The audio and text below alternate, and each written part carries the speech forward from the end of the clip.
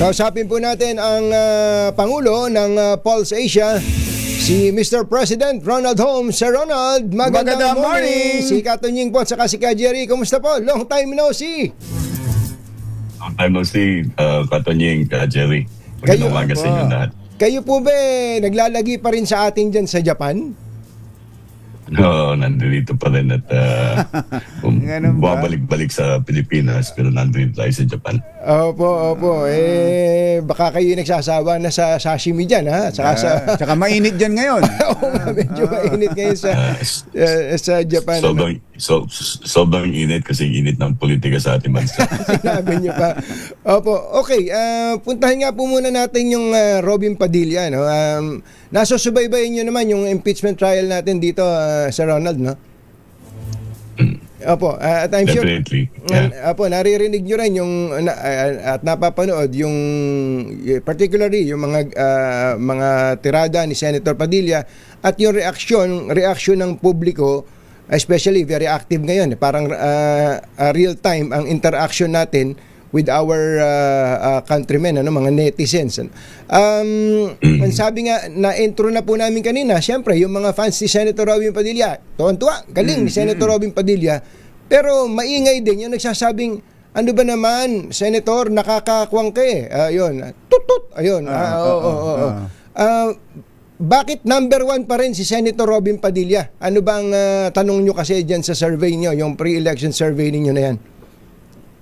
Una itong survey na ito, itong quarterly survey, ito yung Jerry, Katunying Jerry. Hindi ito commission survey. So, ito yung ulat ng bayan. So, ang meron listahan binigay sa kanila. At sa listahan ay pinapapili sila kung gaganapin yung eleksyon ngayon, maaari silang pumili ng 12 boboto nila sa pagkasenador. At nangunguna nga si Robin Padilla. Yung survey ginawa nung June 28 hanggang July 6. So, ibig sabihin, bago pa man nagpahayag ng kung anong bagay si Senator Robin Padilla sa Senate Court, no? So, hindi pa natin narinig yung dapat ang prosecution, hindi one-sided. Ganon. So hindi pala ito, June 28 to July 6. So, hindi pa nag-uumpisa yung trial. Wala pa yung impeachment. Wala pa yung trial. So, hindi po pa narinig yung words of wisdom, kumbaga. Kahit sa inyong senador. At maaaring... Pero kung babalikan natin, bakit siya nangunguna? Ayan. Pag hinimay mo yung kanyang suporta, napakalaki ng suporta nang gagaling sa ilang base ng kampo na pinagbibilangan niya. Ito yung kampo ng mga Duterte. Nangunguna siya sa lahat ng reyon sa Mindanao. At dahil doon ay malaking bahagi na yan ng populasyon ng mga botante sa ating bansa. 24% na yun . At nakakuha siya ng labis sa 90% ng boto ng pre-election preference sa Mindanao. Nandun rin yung boto niya sa Visayas na halos kalahati ang preference sa mga nasa Central Visayas. Ang inuuna nila ay si Robin Padilla. So, yun ang una. Yung geographic base ng mga Duterte. Dahil kaalyado siya . Pwede mang banggitin na napaka-loyalista ni Robin Padilla sa mga Duterte. Kasi minsan pinayag niya, pag sinunog mo siya, ang amoy niya, amoy Duterte siya.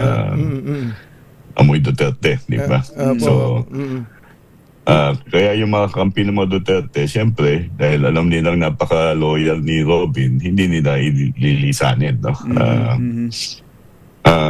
Pangalawa, bagamat meron tayong maaaring puna, dahil sabi nga tayo kakaiba naman tayo yung mga medyo mapangutya tayo, di ba?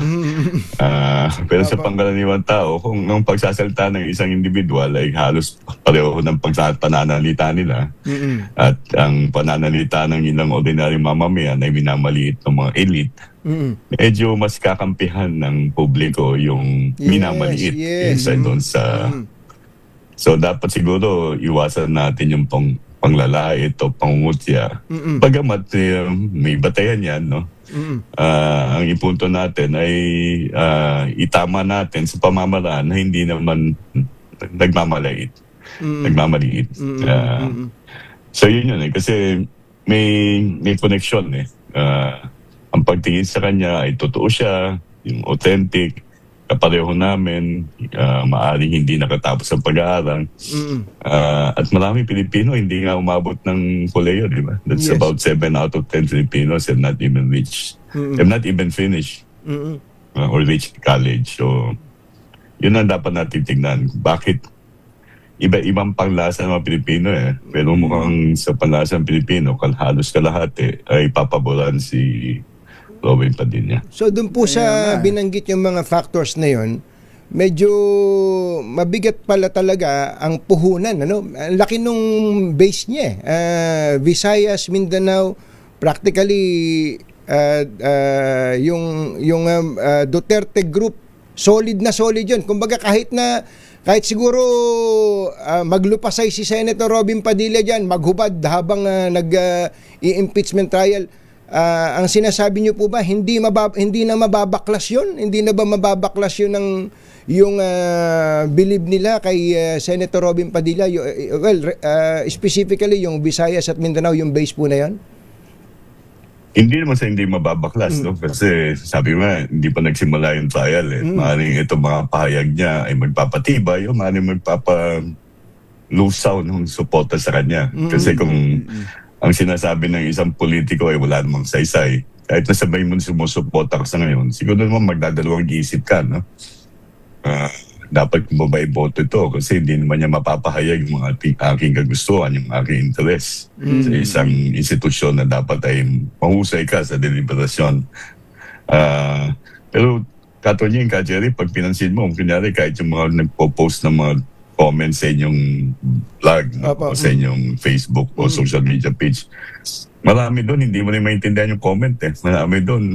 Ang komento, mali-mali ang spelling, di ba? Mali ang grammar. So, pansin mo yun. Kung ating pinupo ng isang nakaluklok dahil sa kanyang kamalian, sa kanyang pagpapahayag o kakulangan ng sinasabing kasanayan, ganun din Sa pangkananiwan, makikita natin, mga na-comment na nakukuha natin minsan gusto mong i-correct, di ba?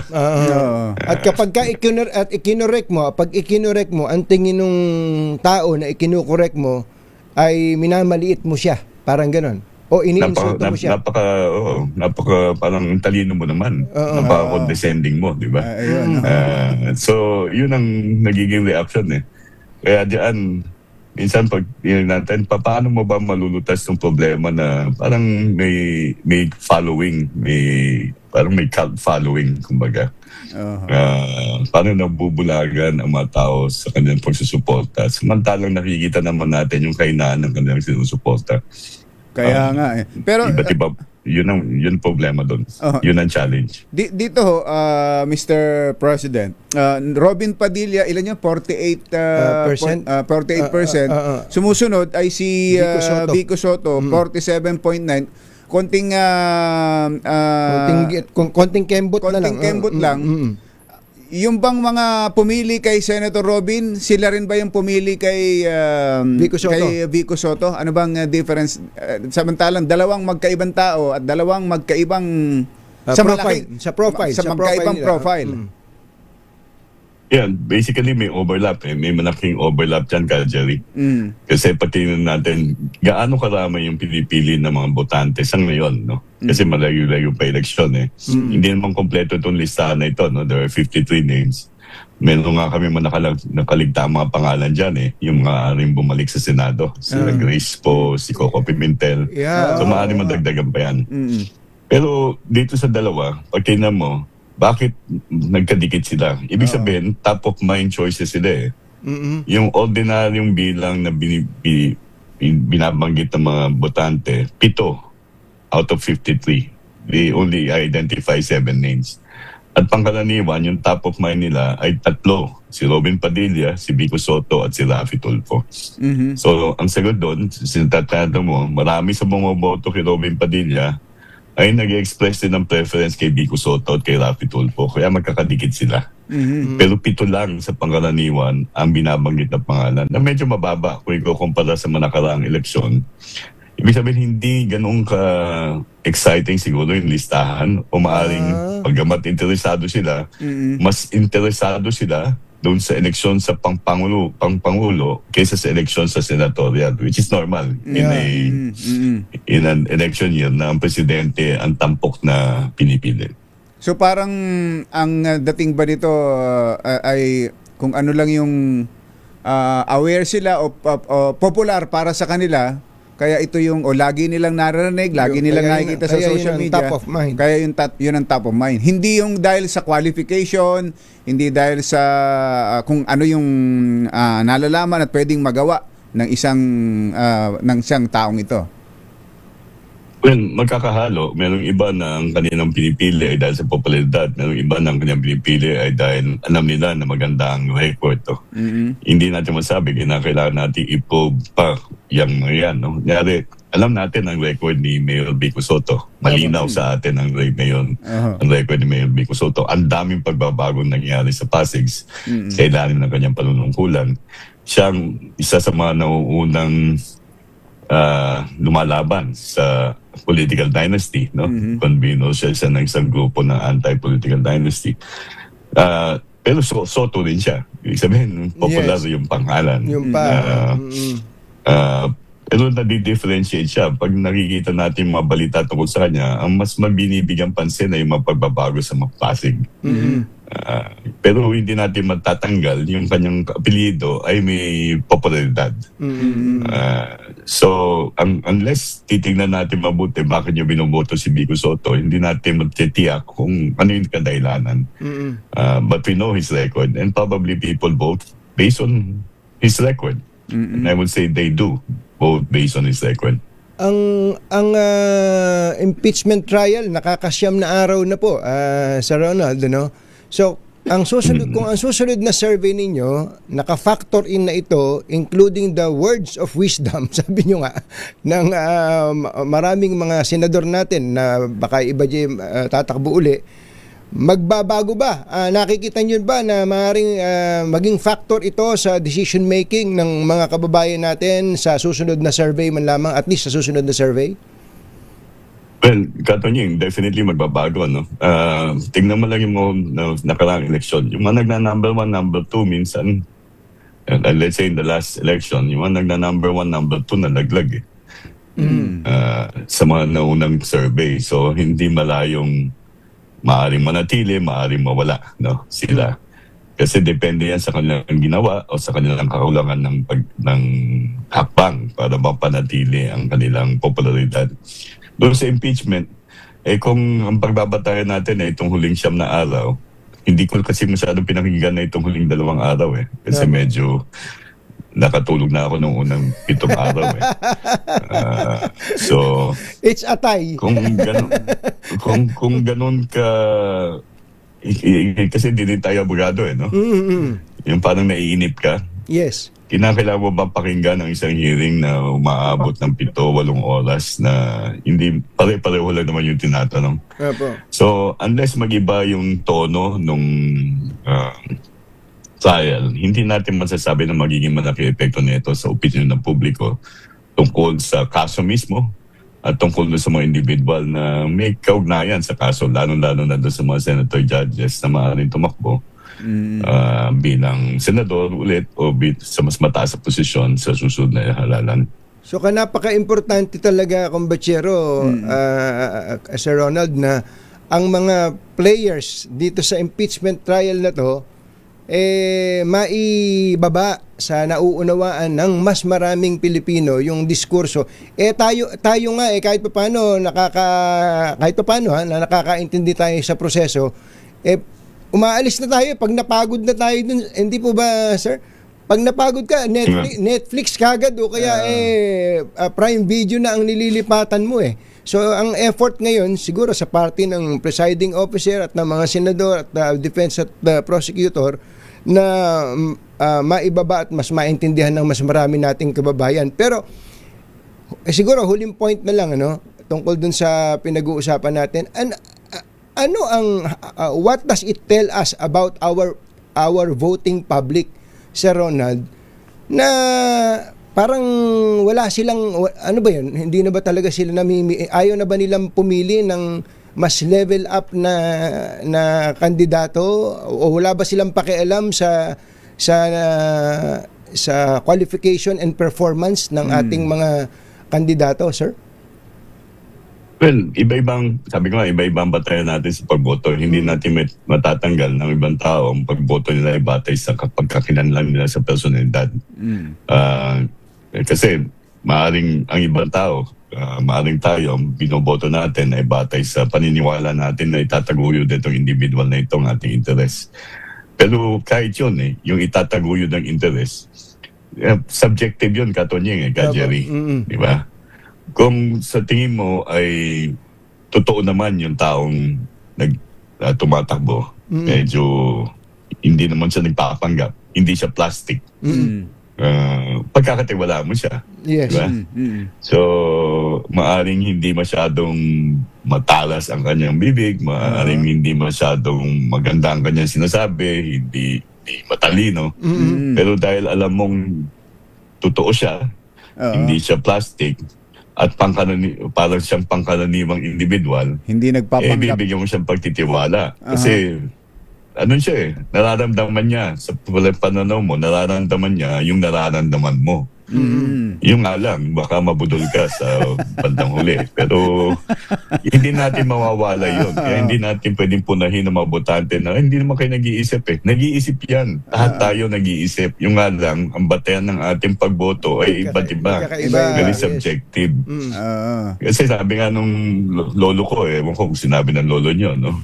Minsan yung matalino, yan ang mas nakakatakot Totoo. Diba? Totoo yun. Isa rin yun. Ewan ko, yun nasabi ng lolo ko. Pero sinabi din po ng lolo namin yun. Apo. So yun lang na natin. Hindi ang botante, intindi natin, bawat isa sa atin may dahilan kung bakit tayo kumikilos o nagdedesisyon. Ang dahilan na yun ay rational sa ating pananaw. At dapat natin alamin paano mo mababago o mapapalawak yung kaisipan ng karamihan na medyo timbangin niya muna. Timbangin na mabuti. Nang hindi mo minamaliit yung kanyang batayan ng pagdedesisyon. Kasi pag sinabi mo, napaka-bobo mo naman, wala na. Tapos na usapan. Wala nang makikinig sa'yo. Sa atin kasi parang mas gusto natin, sa kaibigan lang sa mga nakakasama natin. Gusto natin ayaw natin ng plastic. Gusto natin tayo, what you see is what you get. Yun si Robin Padilla. What you see is what you get. Ganon din ba si Sara Duterte? 49% siya, number 1. Leni Robredo, 26%. Raffy Tulfo, 14%. Ganun din. At may Duterte brand Kumbaga kung si Robin Padilla nakikinabang sa kanyang pagiging kabahagi ng kampo ng mga Duterte. Si Sara Duterte nakikinabang sa pagiging Duterte. Pero makikita mo rin ang kanyang kalakasan ay nasa Mindanao. Ang kanyang kalakasan ay nasa ilang lugar sa Visayas. Ang tanong dyan ay kung sinong lalaban sa kanya. No?